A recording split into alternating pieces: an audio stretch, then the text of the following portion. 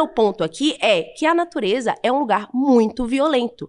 E diferente de nós, seres humanos, que conseguimos trazer uma vida digna para esses animais, na natureza a hiena não é digna. Ela não é digna de... Ela não é fofinha. Ela vai comer esse animal. Muitos animais que vivo, comem outros animais, eles comem por essa necessidade. Por isso eu entrei na questão da necessidade. E ele vai morrer com a maior dor do mundo. Nós não precisamos. Que é a dor de morrer vivo. Por que você não come seu cachorro, seu cavalo? Porque André, não é necessário, concorda? Isso é cultural, mas André. O machismo sempre foi cultural, o racismo sempre foi cultural. Não vem é porque comparar, é cultural. André, não vem comparar. São vítimas iguais.